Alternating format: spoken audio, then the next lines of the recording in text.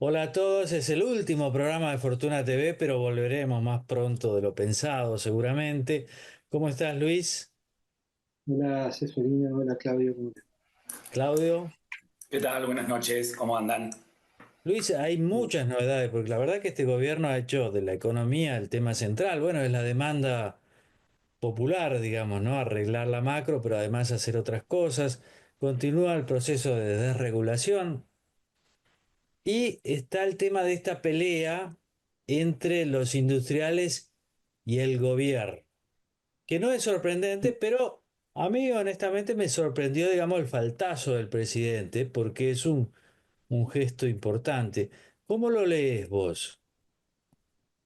Mira, primero, si, obviamente que hay un caldo de cultivo importante. Si vos mirás la distribución de los sectores, cuáles son los que están peor y te dan que la construcción y la industria son los que están más abajo y a los que más les cuesta recuperar los niveles previos, ¿no?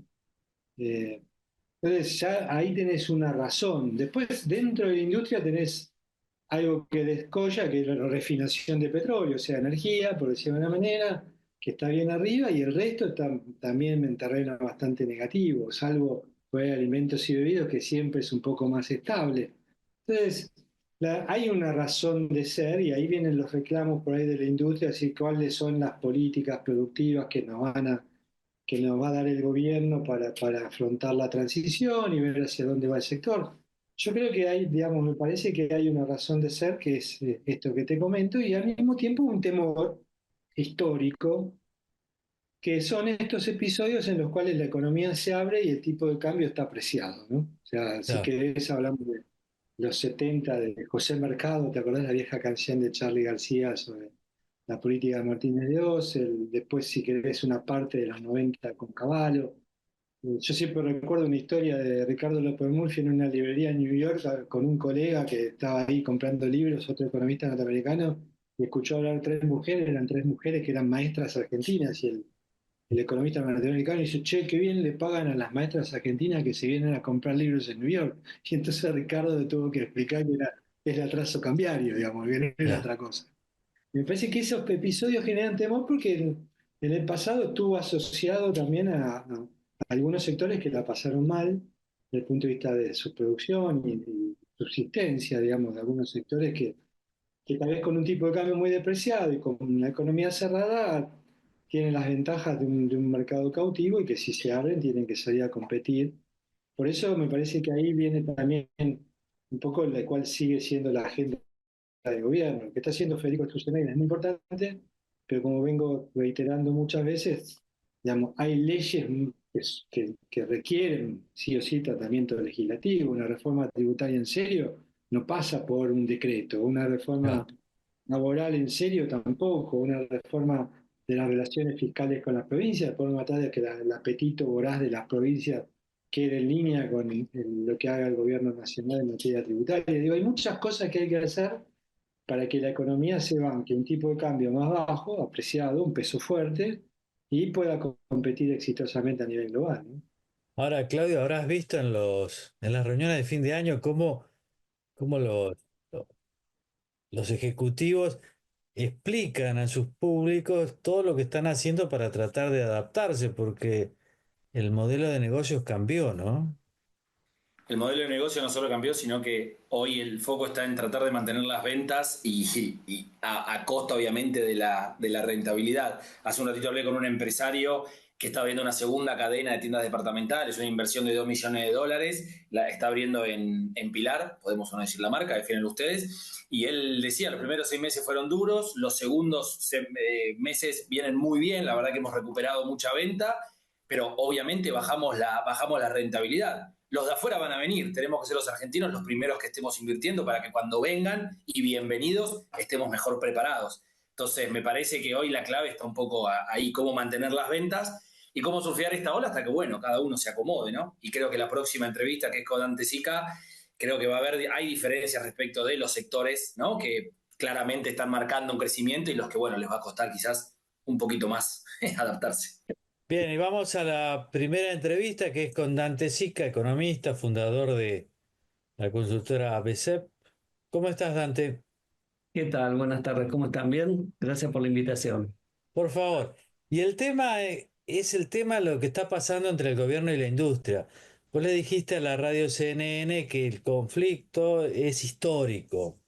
Pero ¿qué querías decir con el tema histórico? ¿Que viene del fondo de la historia o qué? Siempre la industria ha tenido una relación en general más tirante con el gobierno. Obviamente, en los gobiernos peronistas, por el tipo de política que llevó adelante, en especial los últimos 20 años, que era una política mucho más proteccionista, de resguardo de mercado, de alguna manera se sentían más cómodos, pero también había una tirantez, porque estaban todos los temas que tenían que ver, por un lado, la protección del mercado, pero por otro lado, todo lo que hace la Administración de Comercio. Y después hay un tema que es intrínseco a la UIA. Argentina tiene, si querés, o tenía, y yo creo que eso es lo que está cambiando, y porque está cambiando por la estructura económica argentina, ha habido un empate entre dos grandes fuerzas, que eran Claro, aquellos que querían una economía más integrada al mundo, más abierta, porque en general todo su negocio era un negocio más global, siempre identificado con el campo, pero con el sector alimenticio, y por otro lado todas aquellas industrias que de alguna manera su negocio, su escala de producción su mercado y su escalabilidad estaba en el mercado interno. Como ninguna de las dos tenía la fuerza suficiente para imponer una agenda, hacía que la UIA siempre tenía una posición intermedia, nunca pudo tener una posición fuerte. Entonces, claro. veníamos con estos bandazos, ¿no? Economías un poco más cerradas, economía más abierta, pero nunca tuviste la posibilidad de tener una agenda. Y eso, te lo digo ahora si querés del lado del mostrador, que me ha tocado ser en varias funciones relacionado con la industria. Es muy difícil para hacer política pública, porque te ensucia el discurso, nunca las posiciones son claras y siempre en general te venían con posiciones de media para abajo, ¿no? Siempre era la posición más de la protección, nunca tomaban definiciones cuando tenías que hacer una negociación internacional, cuando tenías que decidir cuestiones de bajar aranceles porque a algunos sectores les favorecía, pero otros no. Por eso, inclusive ahora, este año ha pasado, que el gobierno ha liberalizado, más que liberalizado, ha mejorado la administración de comercio, ha tocado algunas regulaciones que le ha permitido, en especial para el sector de la metalmecánica, tener más acceso a la importación de bienes con menos requisitos, que le baja costos. Pasó lo mismo con la industria del plástico y no hubo una sola declaración a favor de esas medidas por parte de la UIA o de muchas cámaras sectoriales. Entonces creo que si querés ahí tenés un tema que está latente. Y después hay un dato, ¿no? La industria está perdiendo, no por un problema de desindustrialización, por un problema en términos de cómo se está agrandando la torta de actividad económica, está perdiendo el peso preponderante que tuvo, si querés, en los 60 o en los 70. Ahora, vos decías que ese empate entre esos dos sectores dentro de la UIA está cambiando esa situación. ¿Y en qué Y sentido está cambiando? está cambiando porque hoy Argentina ha dejado de tener solo, si uno mira los próximos 15 años, 20 años, Argentina tiene cuatro ecosistemas que van a ser los que van a traccionar, van a generar la inversión, van a tratar de, son los soportes para sacarnos de este ciclo de depresión, que son todos de escala global.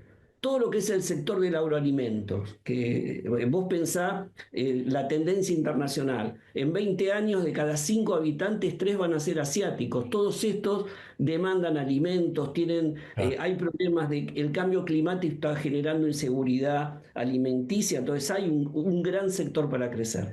El otro es el sector de la energía, no solo el tema del gas, que ahora es un combustible de la transición energética, sino lo que hace todo todavía el petróleo y las nuevas, si querés, energías renovables no convencionales, solar y eólica, que son grandes atractores de inversiones. El tercero es el sector de la minería, y no tanto el litio, pero la minería en tierras raras y en especial en el cobre, todo lo que viene consume muchísima energía y todavía hasta que no venga otro invento, se va a seguir transmitiendo por cobre. Entonces el cobre va a ser, y no hay en todas partes del mundo cobre. Y el otro cuarto es la economía del conocimiento, donde Argentina tiene todavía un potencial en base a recursos humanos muy fuerte. Esos cuatro sectores son todos globales. claro. No pueden de alguna manera limitarse. Nadie invierte en cobre para el mercado interno. nadie invierte en gas con las inversiones que se tienen que hacer para el mercado interno. Entonces, eso te cambia el balance, porque aparte son muy demandantes de metalmecánica, son muy demandantes de industria. Entonces, creo que esto va a cambiar, si querés, el balance de la economía política y permite, esto si querés está en la base, aparte de las otras cuestiones de los cambios en el consumidor, los jóvenes que son globales, etcétera, permiten poder avanzar con esta agenda de regulación sin tanto ruido político. Luis, Ahora tengo una consulta, Dante, porque viste que se escucha seguido, tanto de la política como del ambiente empresario, esta idea de que el gobierno de Milei no tiene políticas productivas. O sea, que no hay. En el pasado se le llamaba política industrial, en general ahora se le dice política productiva. Vos que estás de los dos lados, pues tenés una gran cantidad de clientes industriales y fuiste hacedor de políticas. Cuando vos escuchás política productiva o política industrial, ¿qué se te ocurre? ¿Qué A es ver, eso? a ver, lo que pasa es que hay, si vos mirás lo tradicional, ¿qué es política productiva? Subsidiame la tasa de interés, cerrame el mercado, bajame impuestos, ¿no? Digo, esa era la política productiva, eran políticas sectoriales que en el fondo, ¿qué hacían? Todas las regulaciones, el peso del Estado, todas las complicaciones que te generaba, vos buscabas exenciones para, entre comillas, poder, todas esas, entre comillas, fallas de mercado que te las producía el Estado, vos te las puedas salvar. Ahora, si vos mirás lo que hacen, el REI es una política industrial. El régimen de grandes inversiones es darte para cierto nivel y para ciertos sectores especiales, te está dando estabilidad fiscal. Es una brutal política industrial, porque es una ventana que te adelanta lo que alguna vez el gobierno dice que va a ser una economía normalizada. Si vos mirás el trabajo que está haciendo el área de la Secretaría de Industria y Comercio, mucho más de comercio, que es eliminarte reglamentos técnicos que eran defensivos y que te encarecían las importaciones, porque solamente nosotros vemos las importaciones del lado del bien final, pero el 70-80% de las importaciones, según el año, son insumos, partes y piezas de bienes de capital. Entonces, cuando vos te sacan reglamentos que te ponían, si querés, costos innecesarios, no solo en materia regulatoria de certificaciones, pedidos, sino también de reglamentos, etcétera, eso te está bajando los costos de producción. La industria ya no es la industria de los 70, que desde el mineral de hierro hasta el bien final se producía todo internamente. Hoy vos importás para poder producir y para poder exportar. Entonces, la industria es un proceso de ensamblado. Entonces, todo eso es una política industrial que te está bajando los costos de producción. Que eliminen el impuesto país y que el gobierno esté diciendo explícitamente, voy a una baja del impuesto al cheque, eso termina impactando en tu estructura de costos. Entonces, yo creo que hay una nueva política industrial. La nueva política industrial, si vos mirás lo que está pasando en el mundo, hoy está mucho más referida a la atracción de inversiones que a la protección de un mercado interno o a las exenciones impositivas o un subsidio de tasa. ¿Por qué reclamaban subsidios? ¿Por qué reclamaban subsidios de tasa o financiamiento del gobierno? Porque no había mercado financiero, porque el poco crédito que había se lo llevaba el sector público.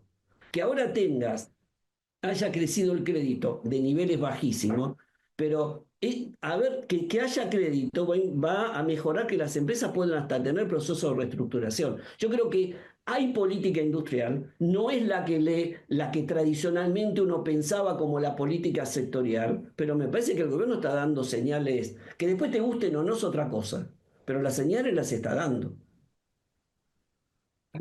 Ahí hiciste un punto importante que es esta vieja idea de que aprendemos en los primeros años de economista que para poder exportar tenés que importar, ¿no? O sea Es que que no es es tan así. sencillo. Entonces todo el Lu- mundo dice, vamos a exportar, y vos decís, pero mirá que tenés que importar, y dice, no, entonces no. Pero pero digo, Luis, escucha esto.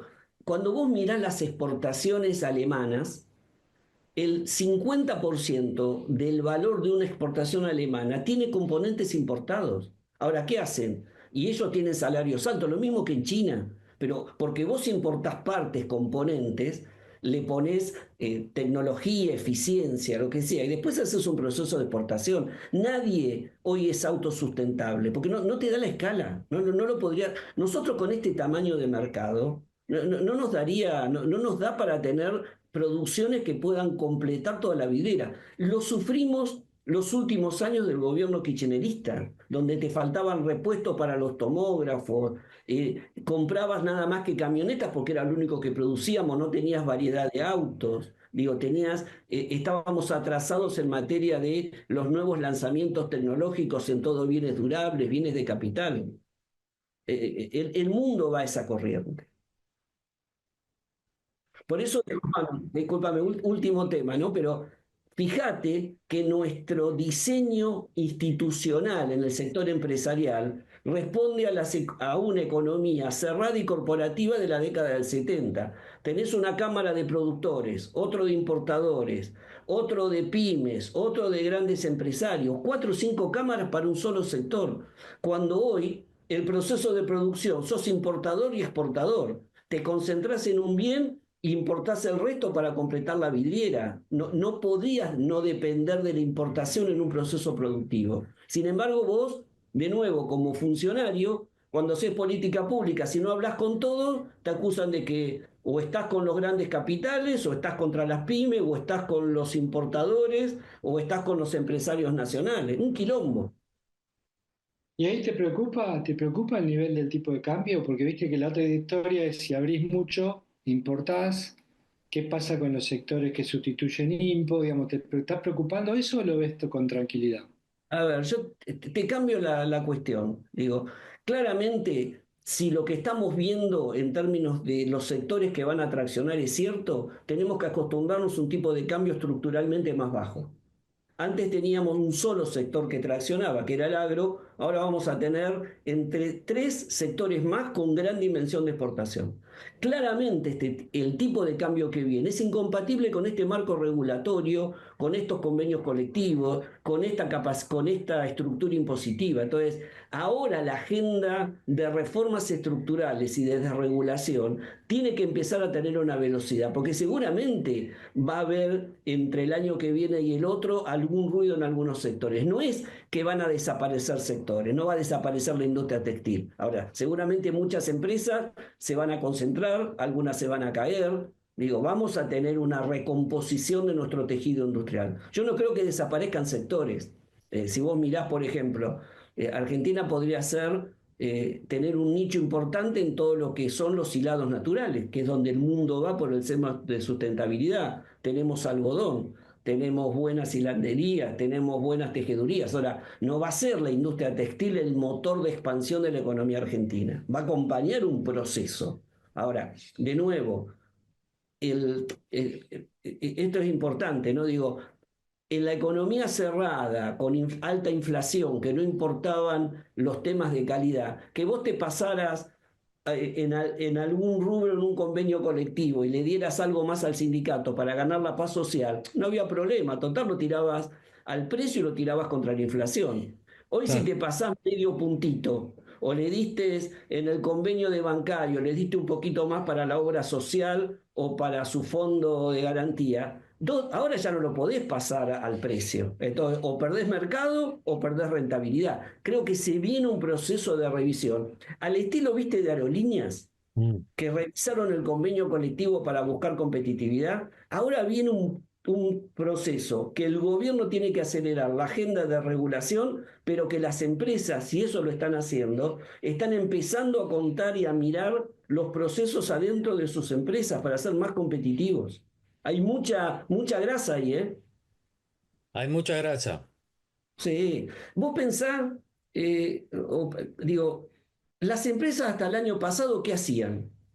Se defendían de la macro, de la crisis de la macro, y el principal era el CFO, el tipo que le salvaba la caja y se sacaba los pesos de encima, y tenían que sortear todas las dificultades que el Estado le generaba en la micro. Por eso en institucionales era el tipo más importante, se pasaba 8 horas por día o 9 entre la Secretaría de Producción, el Banco Central, el Ministerio de Economía, el INTA, el INTI, el PIMPI, el que quieras, ¿no? Para conseguir los permisos. Todo lo demás no importaba. Todos vendíamos al mismo precio, en lo que te decía el gobierno. No había un problema de calidad, no había un tema de diferenciación. Hoy, el gerente de compras es importante. Si compras mal, por más que vendas bien, tenés menos costo. El de calidad es importante, el de marketing, el de comercialización. Fíjense lo que pasó el primer semestre. Las empresas se olvidaron de hacer pricing. Cuando les dijeron pongan el precio que quieran, hicieron cualquier barrabasada, se pasaron de largo, volvieron, no sabían cómo hacer. No quiere decir que hoy el CFO y los institucionales no existan. Ahora, ya no necesitan ir y gastar 10 horas por día en el ministerio. Claro. Y las grandes que tenían institucionales, en las medianas lo hacía el dueño. En vez de estar adentro de la empresa viendo cómo mejoraba eficiencia y diferenciaba el producto, se la pasaba buscando el despacho que le abría la puerta para poder tener un mercado mejor o una cuota de mercado. Muy bien, Dante Sica, muchas gracias por haber conversado con nosotros. No, al contrario, gracias a ustedes por la invitación. Un fuerte abrazo, ¿eh?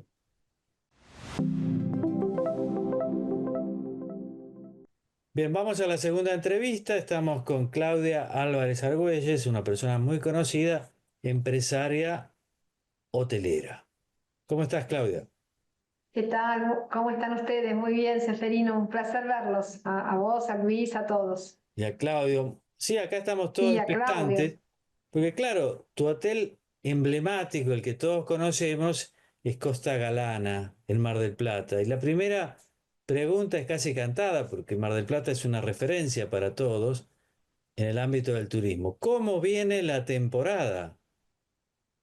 Bueno, este va a ser uno de los años en el cual hay que trabajar mucho más y tener mucho ingenio. Venimos en realidad, para ser más preciso, desde el año pasado, desde octubre, llevamos un año donde nuestro sector tuvo menos demanda, por decirlo de alguna manera, producto de la situación económica. Obviamente, los viajeros nacionales resienten sus viajes cuando su economía se resiente. Es lo primero que uno restringe, las salidas y el ocio es lo primero que se restringe. Pero luego, a partir de este año, se produjo, ya vamos 7 meses consecutivos de menor ingreso de turistas internacionales, Claro. siendo lamentablemente, como dato muy reciente, el mes de octubre, el que tuvo una caída mayor, menos 30% de turistas internacionales. Para lo cual, para dar una respuesta precisa a tu pregunta, ese es el entorno donde nos encontramos o la realidad que nos trajo hasta aquí.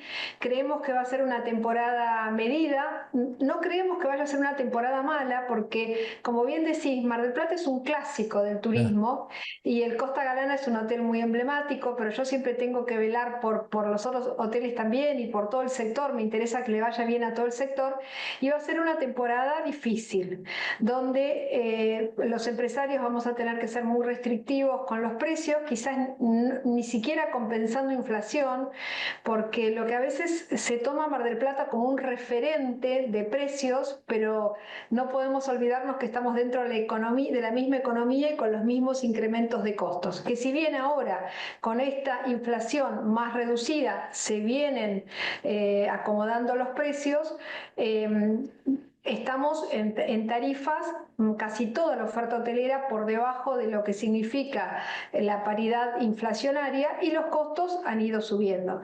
Con lo cual, como en otros momentos de la vida económica de la Argentina, es un momento de desafíos donde hay que ser muy eficientes y tratar de poder satisfacer a todos los turistas con el mejor precio posible. Luis. Y Claudia, el resto de tu cartera, digamos, de hoteles, tenés en Salta, tenés en Buenos Aires, que también es un centro turístico, sobre todo para el que viene del interior o del exterior. ¿Ahí cómo estás? ¿Qué perspectivas estás teniendo?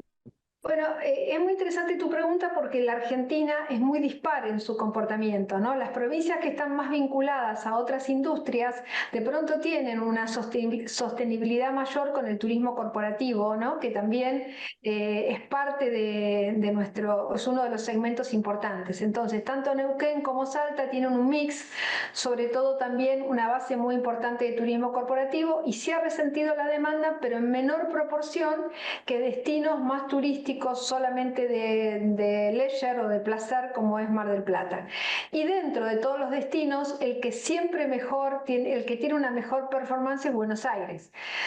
Capital siempre se defiende más porque por la gran actividad que tiene, porque bueno, es el punto de llegadas de donde se concentran también la llegada de todos los vuelos y la distribución a toda la Argentina, por sus atractivos. Bueno, es una ciudad muy potente y si bien ha tenido una menor demanda, siempre en los rankings, pasen las crisis que pasen, siempre está mejor posicionada. Ahora, hablando de crisis, en el medio de la crisis abriste un hotel muy lindo en Recoleta. ¿Cómo es eso, Sí, digamos? bueno, es que nosotros somos una empresa, bueno, hemos cumplido 71 años, yo soy, como ya saben, la segunda generación y me acompaña la tercera, y nosotros miramos esta industria, la verdad que la amamos y le tenemos mucha fe, a pesar de tantos vaivenes, y miramos esto en el largo plazo, no lo vemos como un tema puntual o un momentos de coyuntura. Claro que sí que es difícil tomar decisiones cuando se vislumbra reducción de demanda. Nosotros ya veníamos con esta remodelación del hotel completo y un upgrade de categoría, dejó de ser un 3 estrellas para ser un 4 estrellas superior, boutique, con características de atención muy personalizada.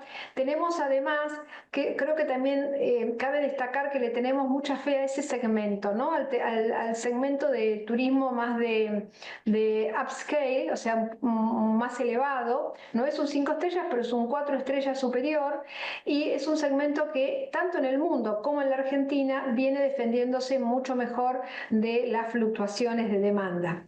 Así que estamos en un barrio precioso, emblemático, con un hotel boutique precioso, así que tenemos mucha fe que a vamos a avanzar muy bien. Ya estamos cerrando un mes excelente y estamos recién abiertos y bueno, proyectando los próximos meses, que a su vez enero y febrero son los meses más de baja de Buenos Aires, ¿no? Pero bueno, estamos trabajando fuertemente para tener una buena ocupación a pesar de ser nuevos en el mercado. ¿Qué estás pensando para el futuro, para el 2025? ¿Ampliarás la cartera de hoteles? Esperemos que sí, estamos estudiando varios proyectos en este momento, algunos más avanzados, otros más en prospecto. Esperemos que sí, que en una próxima charla les pueda anunciar una nueva apertura o una próxima apertura. Confiamos mucho en el desarrollo de Argentina turística. Cuando uno escucha las grandes presentaciones de los economistas y sobre todo, por ejemplo, en Ideas, que se presentaron las áreas potencialmente importantes de la Argentina, una de ellas es el turismo. Yo celebro que esté sobre la mesa y sobre la atención de las estrategias de crecimiento del país. Por muchas razones. Primero porque tenemos algo maravilloso que es la potencia y la diversidad de climas, de bellezas naturales, que es lo que tanto hoy busca un turista, ¿no? Digamos, la naturaleza es muy potente en nuestro país y todavía no la hemos demostrado con la potencia que deberíamos. Para ello también necesitamos otras mejoras estructurales como la conectividad, tener una mayor conectividad y a precios más competitivos, no solo aérea, sino también mejorar las infraestructuras terrestres y de trenes, ojalá en algún futuro lo tengamos, para dar una comunicación a toda la Argentina y unir este país tan extenso. Creemos que hay una potencialidad súper interesante y que debe venir, o sea, que en una nueva Argentina donde lleguen inversiones y donde la estabilidad económica nos permita a los empresarios realizar inversiones con endeudamiento a largo plazo, esa potencialidad se va a concretar. Y ahí queremos estar nosotros presentes y con la vocación y los desafíos que siempre hemos enfrentado, poder también llevarlos a cabo en esta nueva etapa. Pero en este momento, ¿qué están mirando más? ¿Áreas turísticas, podríamos decir el sur, o un turismo más corporativo vinculado a desarrollos energéticos, que sería Neuquén o Salta o Jujuy? Sí, en Neuquén ya tenemos dos hoteles, con lo cual en este momento, bueno, estamos viendo una propuesta, no la ciudad de Neuquén, pero estamos viendo también otras ciudades muy potentes, como bien nombraste, vinculados a las próximas inversiones Estamos en Salta, pero con idea de crecer más en Salta y alrededores. San Juan nos parece interesante. Bueno, hay ciudades que nosotros la tenemos en nuestro plan estratégico, como es el sur de Argentina y el norte, especialmente vinculado a cataratas y estas zonas turísticas tan potentes. Así que está en nuestro plan estratégico. Espero que podamos ir concretándolo en los próximos años. Claudio. Claudia, ¿vos ves un cambio de hábito en la forma de veranear de los argentinos? Y si se lo atribuís solamente a un tema coyuntural económico o macroeconómico, o también tiene que ver con los diferentes tipos de trabajo, vacaciones más cortas, voy y vengo.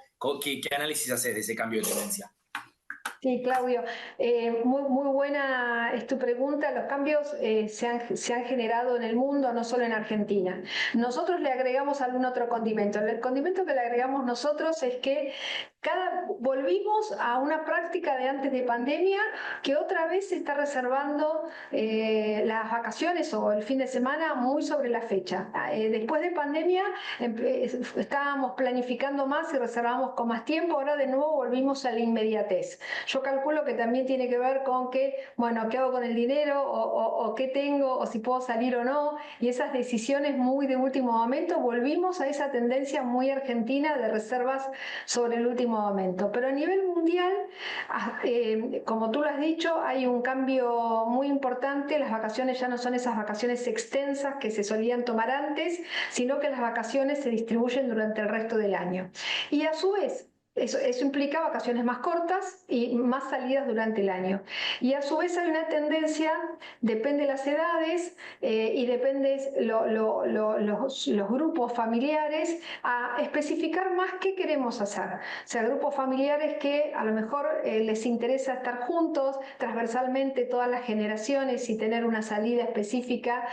Grupos más jóvenes que también están buscando un servicio más cuidado, no tanto antes vinculábamos el joven con un hostel, no. Ahora los jóvenes quieren servicios de lo que es el nuevo lujo, que es un lujo más sencillo, más, bueno, o sea, hay quienes denominan algún segmento de lujo silencioso, menos marcario, pero muy placentero, todo más vinculado a experiencias.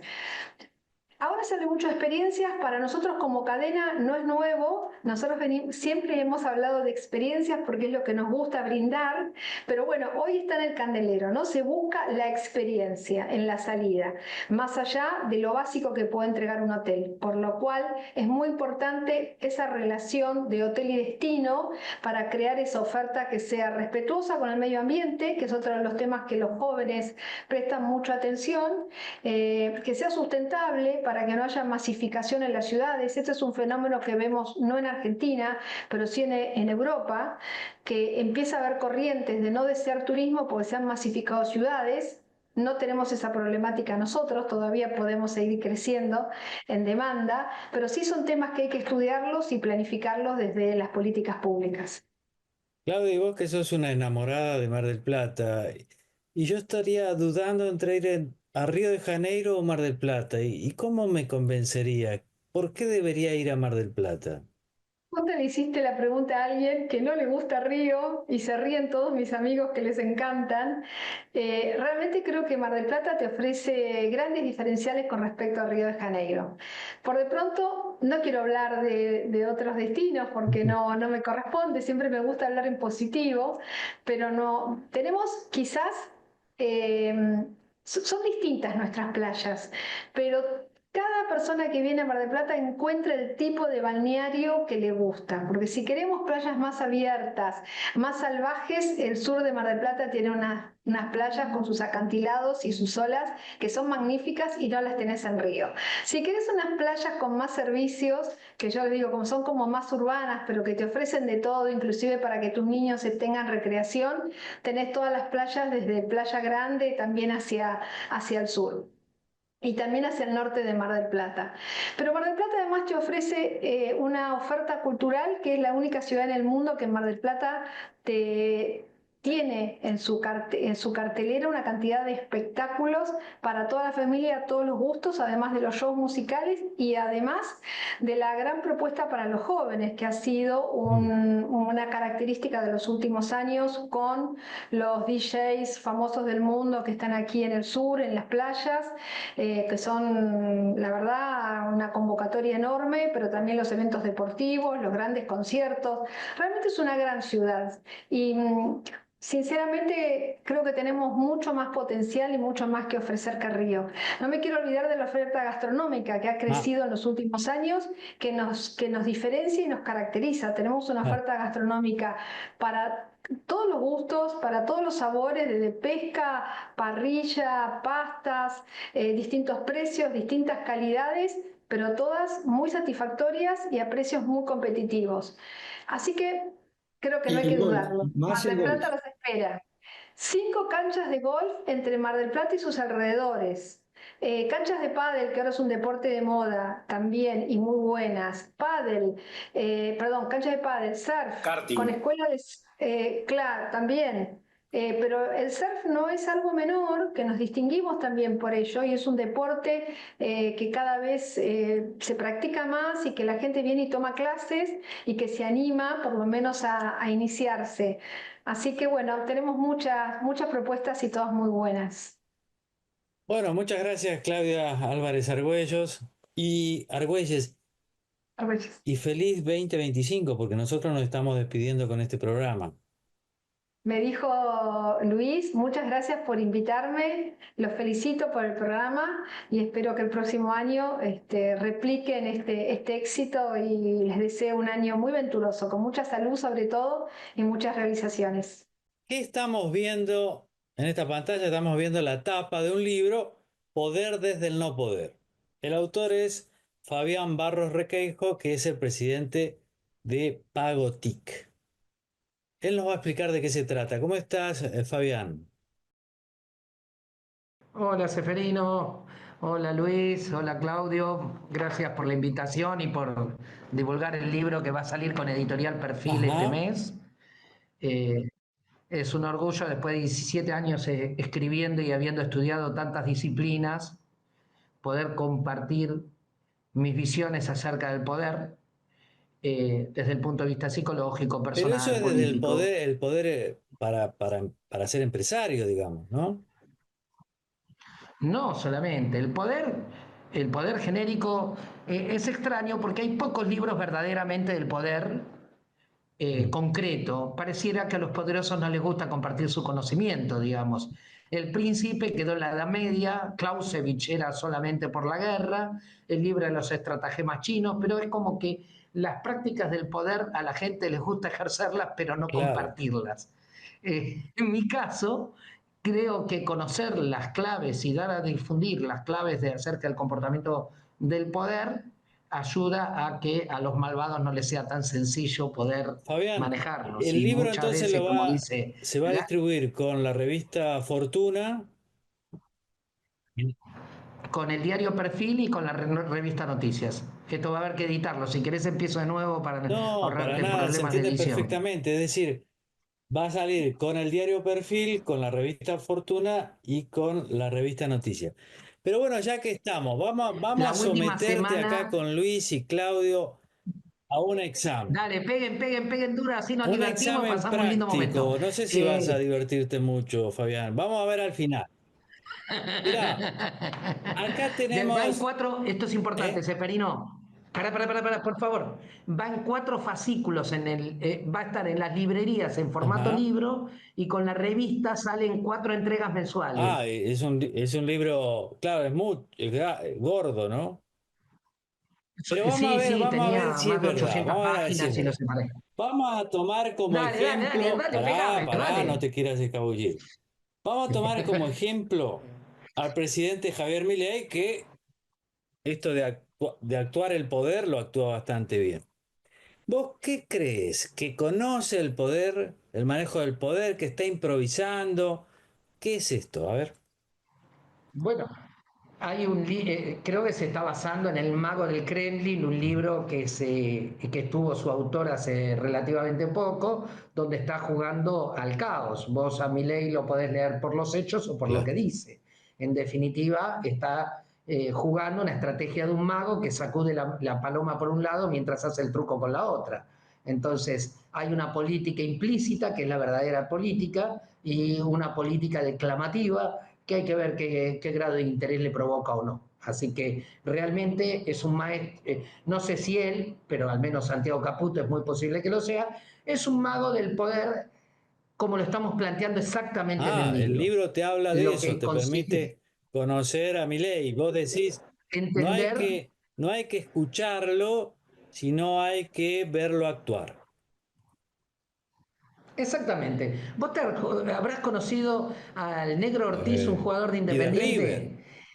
Bueno, número y de 11 River. El Negro Ortiz, exacto, o 7 también. jugaba, era ambidiestro, y él hacía un montón de arabescos con las piernas, y hasta que el otro jugador de Newell's, Simón, se dio cuenta que lo que movía eran las piernas, pero que la pelota quedaba quieta. Y entonces iba y le sacaba la pelota, no se comían los amagues. Entonces, a partir de ahí, el Negro Ortiz cayó en picada porque todos encontraron de que no había que perseguir las piernas, los pies del Negro Ortiz, sino que simplemente había que agarrarle la pelota. Y ¿Alguna dejó el pregunta para estrellato. Fabián, Luis, Claudio? Y a mí se me ocurre lo siguiente, hay como una, sí, una sola. Hay como una visión, si querés, generacional del poder. A ver si te explico. Yo digo, para mi generación, poder es una forma de llevar adelante, si querés, las relaciones a nivel de una empresa, personal, en la familia, en el gobierno, donde sea. Y por ahí para gente más joven tiene otra naturaleza. Yo me acuerdo cuando Macri y Marcos Peña hablaban sobre poder, decía, el poder es de abajo hacia arriba, nosotros solo guiamos, acompañamos, no bajamos, digamos. Y si para nosotros poder son los viejos, digamos, viste, vos decís, che, pensá en poder y decir, no sé, Reagan, qué sé yo, Gorbachev, qué sé yo, otra connotación de poder. En esa diferenciación que yo llamo más generacional por ahí, porque cambió el mundo, es como que uno dice, che, ¿dónde está el poder ahora? Porque no ve esos individuos. Fíjate que uno tiende a pensar que por ahí tiene más poder Musk que un líder mundial de algún país grande. O sea, le preguntás a la gente quién es el primer ministro o el presidente de Alemania y nadie sabe. Preguntás quién es Max y todo el mundo lo sabe. Entonces digo, ¿cómo ves esa idea de cambio en lo que es el poder, el liderazgo? A ver, una cosa es la teoría del poder y otra es la práctica del poder. Vos me estás hablando de la práctica del poder, donde evidentemente cambió.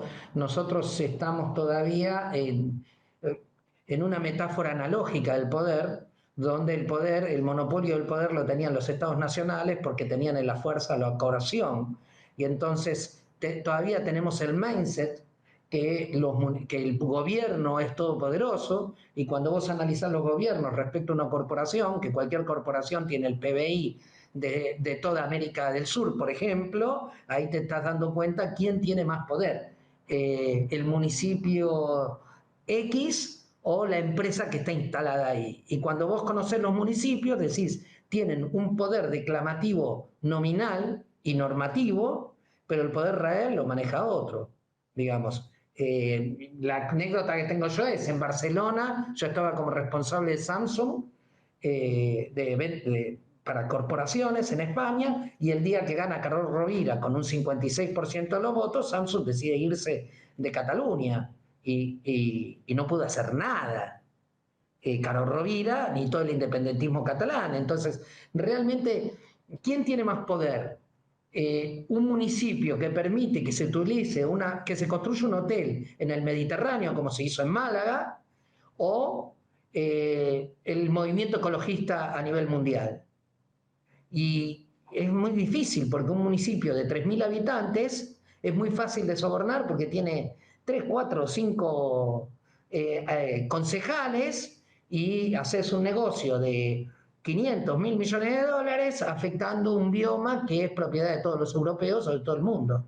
Entonces, el poder en términos verticales, como se enseñaban antes o como lo vivíamos antes, tenía otra definición. Por ejemplo, antropológicamente, desde una tribu del África, vos tenías dos tipos de poder. El poder de lo conocido, que estaba encabezado por el cacique, pero al cacique te podías rebelar y lo podías matar, y tenías al médico brujo, que era el poder de lo desconocido. Entonces, todo lo que se conocía siempre fue manejado por el poder político. El poder de lo desconocido estaba manejado por la religión. Esta es la razón por que todos los libros religiosos tienen códigos de convivencia y hasta códigos de higiene. Por ejemplo, la Biblia te enseña cómo manejar el puerperio de las mujeres y a no contaminarte y principios de higiene. ¿Por qué? Porque una cosa es que vos mates al cacique, pero otra que nos contamines a todos o que te enfermes. Entonces, vos me obedecés porque yo tengo el monopolio de la fuerza, te lo dice el cacique, y el médico brujo te dice, vos me obedecés porque si no te quemarás en los fuegos eternos. Y eso es lo que manejó el mundo hasta los talleres y hasta la revolución industrial. Cuando nace la revolución industrial y nacen las economías a escala, de hecho, ¿cómo nace el término contador? Porque un taller artesanal puede contar las cosas que suceden y la cantidad de productos. Hacen una mesa al día. Un contador en la revolución industrial es porque una máquina produce tantos objetos que los necesitas contar. Ahí nace la profesión de contador, la tecnicatura que es internacional. Claudio, tercera Entonces, pregunta. eh, A- Alumno te termino Fabián, esto. Cambió esto con las mm, economías a escala. Después me recortan si quieren, pero nunca te me vamos a generaste el censurar, cortocircuito, acá podés Seferino. decir lo que quieras. Pero bueno, dale. Así hace otra pregunta a Claudio que está Dale. ahí. Cambió hasta el 1900, había menos capacidad de producción que capacidad de consumo. A partir de la línea de producción empieza a haber más capacidad de producción que de consumo. Entonces ya el mercadeo, el análisis del mercado, de cómo meter mis productos en el mercado, nació como disciplina del marketing. Esto fue en los años 20, 30, ya con la metáfora de Ford, que creo que la hablé en la charla anterior. Y a partir de ahí, las economías a escala hicieron que haya estructuras de acumulación indiscriminada de dinero se vuelven más poderosos que los estados nacionales. Hasta el 1900, ningún artesano tenía más poder que el señor feudal. Ahora, en los 2000, es lógico que cualquier empresa, Elon Musk, por decirte, resulta que Elon Musk tiene más potencia espacial que la NASA. O sea, esto lo podías decir en los años 1970, en los 80, en los 90, no te lo creería nadie, que la Lockheed Martin iba a quedar desplazada en manos de un emprendedor.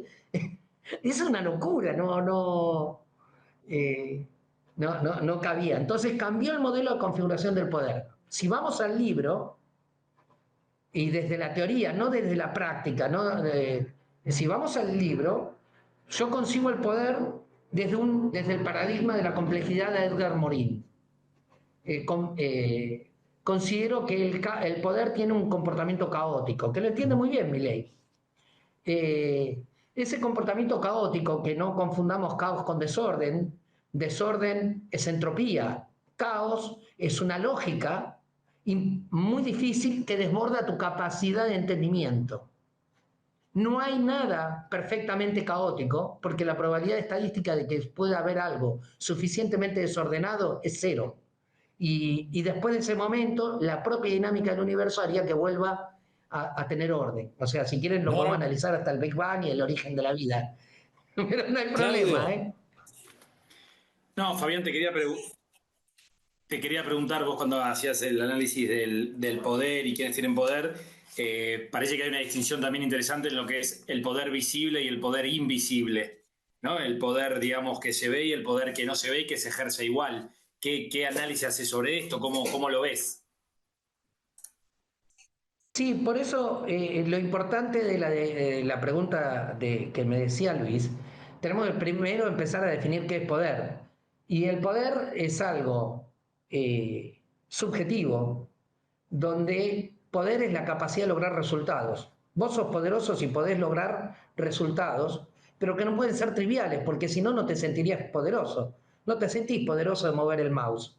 Te sentís poderoso de provocar cambios que realmente te importen. Que seduzcas a una chica, que consigas el trabajo, que consigas rating, o que te designen presidente o diputado, o hacer una fortuna como en una empresa o imponer una solución. Entonces, el poder es la capacidad de conseguir éxitos importantes y significativos para una persona en particular. Ahora, ¿cómo están esa lucha de intereses entre un empresario y una persona? Es otra cosa, es una dinámica más sociológica que la teoría del poder. La teoría del poder es cómo logro que las cosas sucedan. Y en eso, desde una metáfora de la complejidad, que es el teorema de Lorentz, el teorema del caos de Lorentz, con el que se predice el clima desde hace muchos años, ahora justo no me acuerdo de la fecha del teorema de Lorentz, ¿qué dice la teoría de Lorentz? Algo muy interesante. No existe el equilibrio en la naturaleza. No existe el equilibrio. A nosotros hace muchos años nos vienen hablando del equilibrio. Y ese discurso ya implica una dominación, porque cuando vos te dicen la oferta y la demanda están en equilibrio, si está todo el mundo en equilibrio, ¿qué puedo hacer yo para cambiarlo? Cuando es exactamente al revés. En el mundo no existe el equilibrio, existe la tensión. Hay una tensión entre la gacela y el león. El león se pone a dormir donde el pasto es más verde y la gacela se debate entre la función de vida y el hambre. Y entonces se juega la vida y a veces pierde la vida y a veces come. En el universo está permanentemente en movimiento y en tensión. Un objeto apoyado en una mesa son dos fuerzas que están en colisión y que tienen... El equilibrio siempre es momentáneo, siempre es una foto en la película. Ahora, el universo se está expandiendo, las cuestiones cambian. Y lo que te dice el teorema de Lorentz es que toda realidad, todo sistema caótico, desde la política a un mercado, al gobierno, responde a la lógica de un conjunto finito de atractores básicos, que son un conjunto, 2, 3, a lo sumo 5 factores principales que están tensionando por esa realidad. Por ejemplo, para bajarlo, en el Estado todo obedece a 3 atractores básicos. La corrupción, qué se roba qué y quién no se roba qué, o quién denuncia al que se roba qué. El sexo, quién se quiere levantar a quién se levanta a quién seduce a quién y quién no se puede seducir a quién. Y la estupidez. Entonces, corrupción, dinero, sexo y estupidez son los factores que mueven el Estado. Incluso ni el menemismo pudo contra la estupidez de algunos niveles de gobierno. Entonces, hay veces que los factores no necesariamente dominan de una manera determinista. Y esta diferencia de pensar que la realidad es caótica o es dialéctica en contraposiciones de poder, es que imagínate una pulseada, si se te para un mosquito en la frente, haces así y perdiste la pulseada. Entonces, el modelo caótico te permite explicar que el cambio más imperceptible, como el aletear de una mariposa, te puede hacer que llueva en América del Norte. Esto es lo que plantean en el teorema del caos. Pero la realidad es que los cambios se hacen por una persona ignota y farandulera, como puede ser Milei. Nadie podía creer que iba a poder ser un candidato. Y es una anomalía. Y las anomalías cambian el mercado. De hecho, las mayorías dominantes nunca cambian el status quo, porque las mayorías dominantes tienen que garantizar el status quo. Entonces, la innovación siempre en los mercados y en el conocimiento vienen de personas marginales o de personas Muy bien. fronterizas. Gracias, Fabián Barros Requeijo, presidente de Pagotic. Muchas gracias. Bien, último programa de este ciclo. Vamos a volver pronto, esperemos. Luis, ¿con qué te quedás de este programa? Primero, agradecerte la posibilidad de estar contigo en este programa y a Claudio, la verdad que pasé muy bien este año.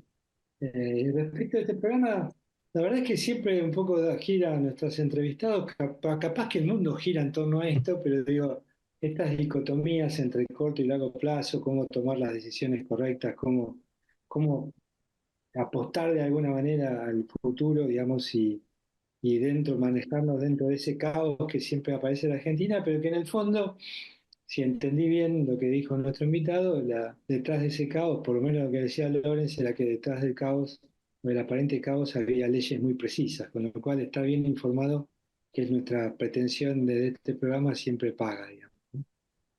Claudio. El poder lo tenemos nosotros como conductores, así que agradecerle a Luis y a Seferino y a Paula también, recordemos a Paula, que está detrás de la operación de nuestro programa. Y bueno, y como poderosos que somos, nos despediremos hasta el año próximo, que seguiremos con Fortuna TV, y me parece que el cierre le corresponde hacerlo a el doctor Seferino Reato. No, no, gracias a ustedes la verdad que fue una experiencia extraordinaria. Y yo diría que estamos girando en torno a lo mismo, lo que decía Luis. Milei nos introduce en un cambio. No sabemos bien a dónde vamos a ir a parar, todos esperamos lo mejor. Era un cambio necesario, sí, pero claro, hay que acomodarse a ese cambio pues las empresas necesitan seguir viviendo y mejorando. Y vemos cómo las empresas están mejorando y todo hay una voluntad, no solo ciudadana, sino también de las empresas, de hacer lo mejor posible esto. Hay algunas cuestiones que están pendientes, lógicamente, y vamos a ver cómo se arregla todo. El propósito nuestro ha sido informar, comentar y demás, siempre con la esperanza que la Argentina mejore y sea el gran país que todos merecemos, ¿no? ¿No es verdad? Así es. Exactamente.